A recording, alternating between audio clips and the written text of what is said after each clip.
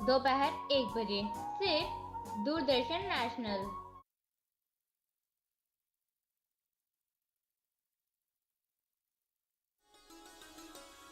उर्दू की मैं बेटी हूँ, मेरा नाम गज़ल है।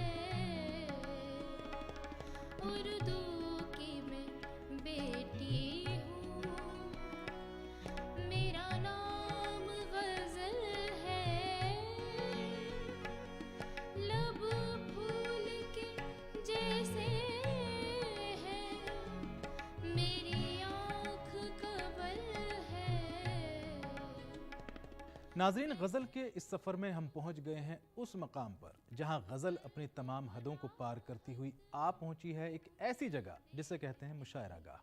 आज हर शहर में मुशायरा मुनक़्क़िद होना हमारी तहज़ीबी रवायत का हिस्सा बन गया है। अगर हम मुशायरे की तारीख़ पर नज़र डालें तो आज के जैसे अवामी मुशायरों का वजूद कहीं नज़र नहीं आता। अहद माजी में बादशाहों और नवाबों के दरबारों में मुशायरों का जिक्र मिलता है, लेकिन उनमें अवाम की शिरकत दूर दूर तक मुमकिन नहीं थी। दिल्ली की आखिरी शमा में मिर्ज़ा फ़रहतुल्लाह बेग ने भी जिस मुशायरे का जिक्र किया है उसमें बादशाह के मुसाहिबीन और शहर के असातिज़ा के अलावा किसी आम आदमी की शिरकत का बयान नहीं है। लेकिन आज मुशायरा हिंदुस्तानी शायरी का अहम तरीन हिस्सा बन गया है। गो के अवामी मुशायरों की बुनियाद पढ़ने के बारे में कोई तारीख़ी किताब मौजूद नहीं है, लेकिन मुल्क के मायनाज शायरों के तज़किरों में ये बात जा बजा आई है कि मुशायरों का सिलसिला आज़ादी की दूसरी तहरीक से कुछ बरस कबल शुरू हुआ, जब हिंदुस्तानी शायरों ने अंग्रेज़ों के ख़िलाफ़ अवाम को बेदार करने की गर्ज से मुशायरों में इनकलाबी शायरी का सहारा लिया।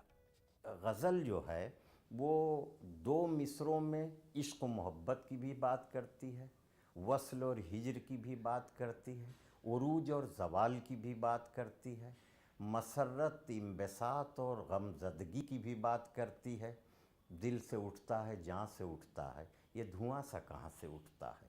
मीर का एक शेर जो है पूरे अहद के गम को दो मिसरों में समेट लिया करता है।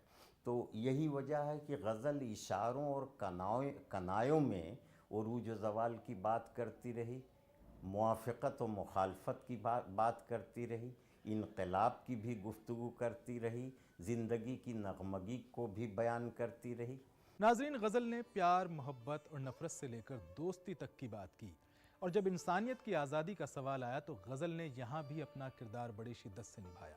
उर्दू गज़ल बुनियादी तौर पर इस्तेहसाल के ख़िलाफ़ रही है, जुल्म के ख़िलाफ़ रही है, ग़ुलामी के ख़िलाफ़ रही है, आज़ादी की जद्दोजहद की हमनवाई करती रही है। जहाँ जहाँ लोगों ने आज़ादी की जद्दोजहद की वहाँ वहाँ उर्दू गज़ल ने उनका साथ दिया है। नाजरीन, गज़ल ने आदमी के अंदर उस जज्बे को उभारने का काम किया जिसे इंसानियत का जज्बा कहते हैं। गज़ल आदमी को ऊपर उठना सिखाती है और गैर बराबरी को मिटाकर बराबरी की बात करती है। एक तबका हुआ करता है जो तबका ये चाहता है कि जैसे हालात हैं ऐसे ही चलते रहें।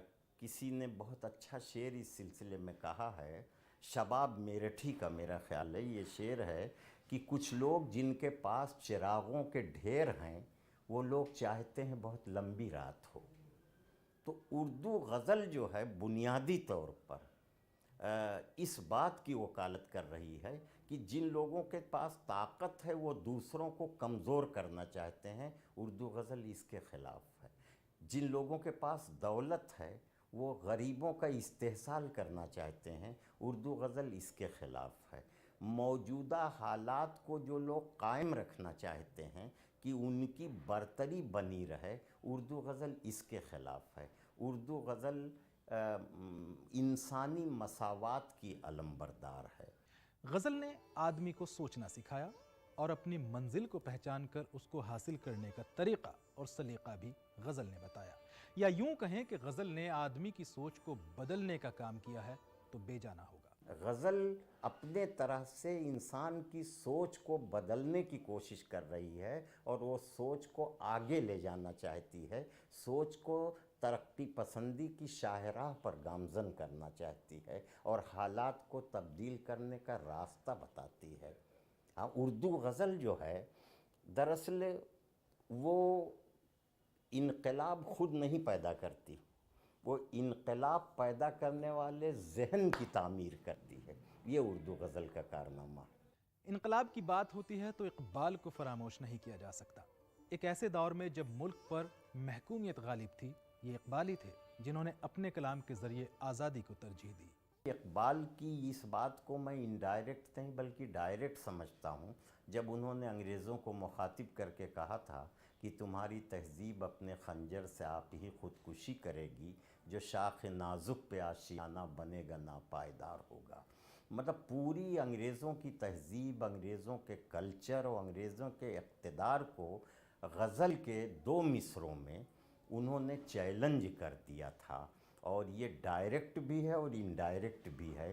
तो यहाँ से फिर लोगों में एक जुर्रत पैदा हुई, लोग खुलने लगे।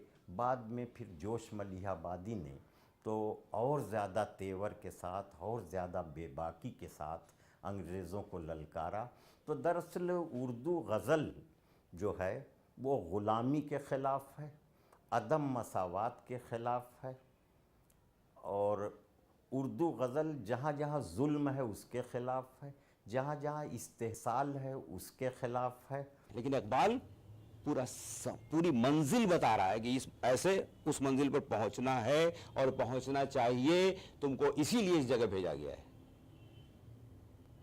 और बार बार इकबाल इसकी तरफ मुतवज्जे करते हैं इंसान को कि तुम अपने अंदर जो छुपा हुआ एक इंसान है, तुम्हारे यहाँ जो छुपी हुई सलाहियत है, तुम्हारी जो अपनी शनाख्त है जो पोशीदा है, इसको बाहर लाओ, तभी तुम्हारी कामयाबी है। उस ज़माने में गज़ल के पैराए में बहुत से इनकलाबी अशार भी आवाम तक पहुँचे। कई ऐसे शायर हुए जिन्होंने लोगों के जहनों को झकझोरने का काम किया। इनमें फराक, फैज़ और जोश का नाम लिया जा सकता है। अब आप देखिए कि बेदारी जब आती है, जिस वक्त आदमी अपने हक की तलब करता है, जब आदमी बात करता है आज़ादी की, जब अदालत की बात आती है, तो गज़ल फिर एक नया रुख लेती है। आप देखिए गज़ल फिर मूवमेंट से जुड़ जाती है। और आप अगर नाम लेना चाहें तो इतना बड़ा शायर हमारे सामने से गुजरा फैज़ अहमद फैज़, कि जो पूरे मूवमेंट्स गज़ल में खड़े कर दिए कि मकाम फैज़ कोई राह में जचा ही नहीं, जो कुए यार से निकले तो सुएदार चले। और उसके बाद आज का शायर, इस दौर का शायर अभी जो जिंदा है, नाजिम जाफरी बनारस के, वो कहते हैं कि जिस वक्त वो आपस में एक इंतशार थे हिंदुस्तान के अंदर था, कि जहाँ एक कशमकश चल रही थी, किसी न किसी बुनियाद के ऊपर रंजिश पैदा हो रही थी, वहाँ वो आदमी कहता है, वो भी फिर तमसील को ला के रखता है और फिर तमसील की बात करता है, और वो कहता है कि तकसीम हो रही है नज़र, माजरा है क्या। देखिए नज़र का तकसीम होना, ये पहली बार ये तरकीब आ रही है। तकसीम हो रही है नज़र, माजरा है क्या, हाथों में मेरे टूटा हुआ आईना है क्या। आप देखिए इस तकसीम के बारे में। या फिर उस वक्त जब ज़ियाउल हक की हुकूमत पाकिस्तान में होती है और जब बहुत मुसल्लत होती है फ़ौजी हुकूमत आम आदमियों के ऊपर, वहाँ पर जो है वो ब्लैकआउट होता है, और एक शायर खड़े होकर वह कहता है, जो हिंदुस्तान टाइम्स में भी, अंग्रेज़ी अखबारों में भी जिसका तस्करा बाद में आता है, कि वो कहता है कि शहर अगर तलब करे तुमसे इलाजे तीरगी, साहिबे इख्तियार हो आग लगा दिया करो। ये चीज़ें जो गज़ल के अंदर पैदा हुई, ईरान से शुरू हुई थी, लेकिन हिंदुस्तान ने उसको और बड़ा किया। खुदा न करे कि गज़ल के ऊपर बुरा वक्त आ जाए। इन काविशों के साथ अगर गज़ल आगे बढ़ती गई तो उर्दू लिटरेचर में गज़ल सारी दुनिया पर हुकूमत करेगी। नाज़रीन, जहाँ तक बात मुशायरे की है तो मुशायरा मोहब्बत बढ़ाने, मोहब्बतों का पैगाम पहुँचाने और गंगा जमनी तहजीब को फ़रोग़ देने का ज़रिया बन गया। शायद ही कोई हफ्ता ऐसा जाता हो जब मुल्क के किसी हिस्से में कोई आलमी या कुल हिंद मुशायरा ना होता हो। हिंदुस्तान के तमाम मुशायरों में एक अपना नुमाया मकाम बनाने वाले फ़ाखिर अदीब साहब हमारे बीच तशरीफ़ फरमा हैं। मैं चाहता हूँ कि मुशायरा कमेटी की जानिब से उनका ज़ोरदार आप लोग इस्तक़बाल करें और फ़ाखिर अदीब साहब माइक पर तशरीफ़ लाएं। गुलाबी शबनमी सपनों के साए में बसर कर लें, गुलाबी शबनमी सपनों के साए में बसर कर लें, चलो इस रात को फूलों के साए में बसर कर लें। भजन मीरा के हो या मीर की गजलों की खुशबू हो, मोहब्बत के हंसी लम्हों के साये में बसर कर ले। हकीकतन सच्ची गजल के सच्चे शायर हैं, उनको सुनना है। सो मैं 4-5 शेर से आपकी शेरी तवाज़ु करता हूँ और इजाज़त चाहता हूँ। जी इरशाद। मतलब अर्ज़ किया है कि लहजे की उदासी कम होगी, बातों में खनक आ जाएगी, 2 रोज़ हमारे साथ रहो, चेहरे पे चमक आ जाएगी। मुशायरे का सबसे बड़ा कमाल आज ये है कि मुख्तलिफ़ ज़हनी सतह के लोग बैठे हैं, मुख्तलिफ़ इल्मी सतह के लोग बैठे हैं, मुख्तलिफ़ सियासी पार्टियों के लोग बैठे हैं, मुख्तलिफ़ नज़रियात के लोग बैठे हैं, लेकिन मुशायरे का जादू ऐसा है कि वो सबको अपने जादू में आज भी बहा ले जाता है। और फ़ाखिर अदीब साहब माइक पर तशरीफ लाएं। मुशायरों ने हमारी जमहूरियत को मजबूत किया है, मुशायरों ने हमारे माशरे की मसावात को मजबूत किया है, मुशायरों ने हमारे मज़हब में जो इंसानी बराबरी का तसव्वुर है उस तसव्वुर को मजबूत किया है। मैं मुशायरों की इज़्ज़त इसलिए करता हूँ। इन मुशायरों का सबसे बड़ा फ़ायदा ये हुआ कि शोरा की माली हालत भी काफ़ी बेहतर हुई है और अब एक अच्छे शायर को किसी दरबार की सरपरस्ती की ज़रूरत नहीं रही, जिसकी वजह से शायरी में बेबाकी भी बढ़ी है। मुशायरा महंगा हो गया है, शायरों को पेमेंट अच्छा होने लगा इस दौर में। वो ज़माने में तो कुछ भी नहीं था, बहुत फटे हाल रहा करते थे शायर, लेकिन आज ये दिख रहा है पैसा बहुत है, तो लोगों ने कहा इससे अच्छा तो कोई प्रोफेशन ही नहीं है, इसमें तो कुछ करना भी नहीं है, इसमें तो सीधा सीधा काम ये है कि लेके गज़ल आ जाए, आ गए और परफार्मर होना चाहिए, परफार्मर होना चाहिए बस। अब परफॉर्म तुम अच्छा कर लेते तो बस वो आ गए। नाजरीन, आप देख रहे हैं सफ़र गज़ल का और हम इस सफ़र में पहुँचे हैं बज़्म शेर सुखन में। आइए आज आपकी मुलाकात करवाते हैं एक और मकबूल शायर जनाब सरदार पंछी से। सरदार पंछी पंजाब के उन मशहूर शायरों में से एक हैं जिनके कलाम का चर्चा दूर दूर तक है। वो गैर मुनक़सिम भारत के शेखुपुरा शहर में पैदा हुए। उनका नाम वालिदैन ने करनैल सिंह रखा था। वतन की तकसीम के बाद वो पंजाब में मुकीम हुए, फिर राजस्थान में रहे। इस बीच उर्दू, हिंदी और पंजाबी में ऑनर्स की डिग्री हासिल की। बाद में यूपी में रहने लगे और अवध मेल के नाम से एक अखबार भी निकाला। सरदार पंछी की अब तक उर्दू, हिंदी और पंजाबी में 22 किताबें शाये हो चुकी हैं। सरदार पंछी आज एक जाना पहचाना नाम है। उन्होंने पूरी शिद्दत के साथ गज़ल के गेसू संवारे हैं। आइए उनसे जानते हैं उनकी ज़िंदगी के इब्तदाई हालात और शेर व शायरी से शगफ़ के बारे में। पहला गीत मैंने 1945 में लिखा था, जब मैं 5वें दर्जे में पढ़ता था। पाकिस्तान का ज़िला शेखुपुरा गांव था हमारा पिक्की विरका, जो सिखों का जो एक तरह का काबा है ननकाना साहिब। ननकाना साहिब से 2-3 स्टेशन पहले हमारा गांव था। हमारे पिताजी, हमारी हवेली सड़क के ऊपर थी और पिताजी के दोस्त जो शायर थे जैसे नंदलाल नूरपुरी थे, बाबा फिरोज़ुद्दीन शर्फ थे, उस ज़माने के जितने पंजाबी के शायर थे वो महीने 2 महीने के बाद वहाँ बैठक किया करते थे। रात रात भर शायरी होती थी और मैं छोटा होता भी बैठा रहता था, नींद नहीं आती थी, मैं उनकी शायरी सुनता रहता था। 5वें दर्जे में मैंने पहला गीत लिखा था जब बंगाल में अकाल पड़ा, बंगाल में कहत पड़ा, तो वहाँ पे हमने लोगों से अपील की थी कि आओ थोड़ा थोड़ा अनाज लेके चलें, भूखे लोगों के पेट में डालें। ऐसे एक गीत मैंने लिखा था। सरदार पंछी की मादरी ज़बान पंजाबी है। इसके अलावा कई ज़बानें जानते हैं और तकरीबन सभी ज़बानों में शायरी भी करते हैं। आइए उनसे मालूम करते हैं कि ये सब कैसे हो पाता है। एक एहसास ऐसा जागता था कि देखिए मेरी मादरी ज़बान पंजाबी है, मैं उर्दू में लिखता हूँ, थोड़ी बहुत पर्शियन जानता हूँ, थोड़ी बहुत संस्कृत जानता हूँ, दूसरी भाषाओं में अवधी जानता हूँ, हिंदी अच्छी तरह जानता हूँ। तो ये एक मुतमईन होता था, एक जो इत्मीनान का एहसास है, जो इत्मीनान, एक शिद्दत जो है इत्मीनान की, वो होती थी। और जब कोई आदमी मुझसे अवधी भाषा में कोई गीत सुन लेता था तो लोग खुश हो जाते थे। उनकी खुशी मैं सबसे बड़ा हासिल मानता था। उनका जो इत्मीनान होता था या उनके चेहरे पे जो मुस्कान होती थी, वो मैं सबसे बड़ा इनाम मानता था कि वो महसूस कर रहे हैं कि ये आदमी हमारी भाषा ना जानते हुए भी हमारी भाषा में शायरी कर रहा है, लिख रहा है और बहुत अच्छा कर रहा है। शायरी एक ऐसी शय है जो उनको भी पसंद आती है जो ज़बान नहीं जानते। इसी से लगता है कि उर्दू गज़ल का मुस्तक़बिल महफूज है। पहली बात, जहाँ तक शायरी की बात है तो जो उर्दू का एक लफ्ज़ भी नहीं जानते मैं ज़ाती तौर पर जानता हूँ कि वो मुशायरा सुनने के लिए सबसे ज़्यादा वही लोग आते हैं। उनको उर्दू शायरी के अंदर जो लताफत है, उर्दू शायरी के अंदर जो सलीक़ा है, एक ज़बान का सलीक़ा है, वो उनको मुतासर करता है। कई बार ऐसा देखा गया कि छोटे से लफ्ज़ का भी वो मतलब नहीं समझते हैं। अब हमारी मजबूरियाँ ये हैं कि अब हम मुशायरा पढ़ते हैं ऐसे इलाके में जहाँ पे उर्दू ज़बान जानने वाले कम लोग हों, दूसरी ज़बानों के लोग जो शौकीन हैं वो सुनने के लिए यहाँ आए हों, तो हमें किसी न किसी लफ्ज़ का मतलब बताना पड़ता है। शेर पढ़ने से पहले या शेर पढ़ते वक्त हम उस लफ्ज़ का मतलब, जैसे लफ्ज़ अना आया, अब उनको नहीं मालूम अना क्या, तो अना का लफ्ज़ बता दिया। जैसे अब एक लफ्ज़ बोसा है, अब उनको नहीं मालूम है, तो अगर उनको हम उसका तर्जुमा करके बता दें कि बोसे का अर्थ ये है, तो उनको वो शेर समझने में आसानी लगती है, आसान लगता है।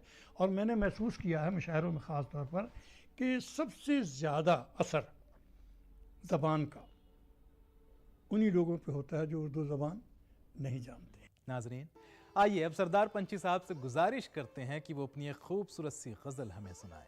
सुनिएगा। उसने फेंका गुलाब पानी में, उसने फेंका गुलाब पानी में, मेरे ख़त का जवाब पानी में, मेरे ख़त का जवाब पानी में। और एक शेर सुनिए ख़ास तौर पर, साहिलों पर उदास मत बैठो, साहिलों पर उदास मत बैठो, डूब जाएंगे ख्वाब पानी में, डूब जाएंगे ख्वाब पानी में। एक तसव्वुर कीजिए कि एक बह रही नदी, उसके किनारे पर एक दोशीज़ा, उसके नंगे पाँव पानी में, क्या हालत होगी पानी की। शेर सुनिएगा।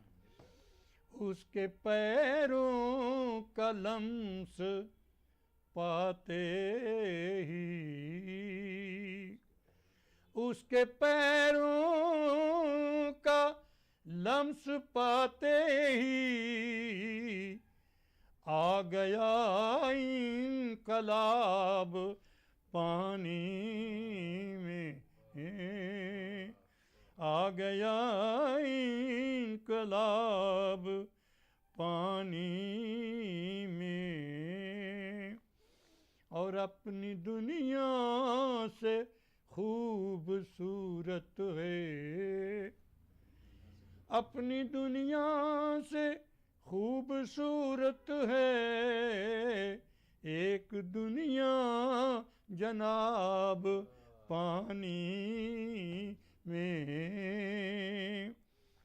और सभी लोग अपनी अपनी बिरादरी का लिहाज रखते हैं, तो आखिरी मक्ते में मैंने अपने शायर बिरादरी का लिहाज रखा है। सुनिएगा।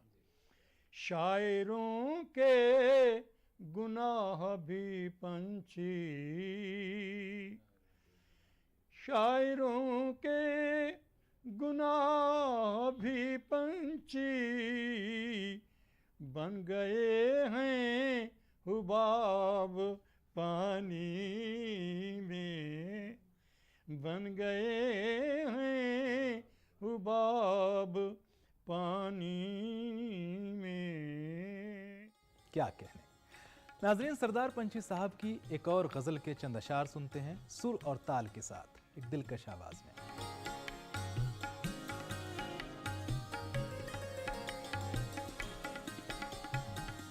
ये नक्शे कदम दे रहे हैं गवाही, अदब का ये लंबा सफर आपका है, ज़मीं से शुरू हो अर्श बरी तक हर एक कहकशा से गुजर आपका है ये नक्शे कदम।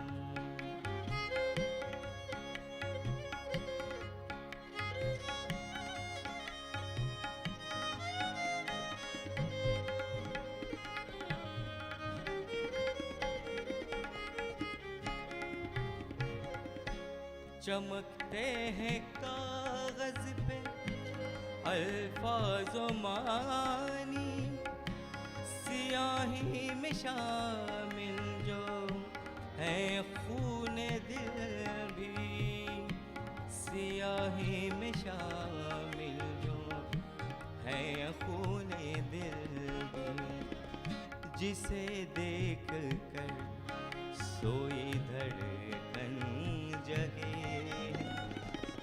वो खत आपका नामा बर आपका है ये नक्शे कदम।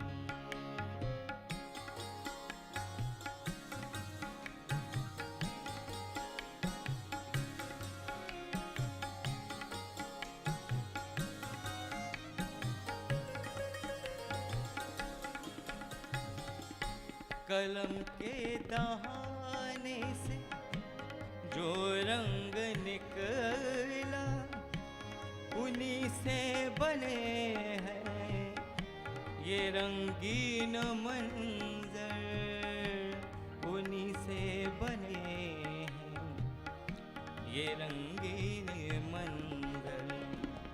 है संध्या की आँखों में काजल की रेखा, उफक पर भी रंगे सहर आपका है ये नक्शे कदम।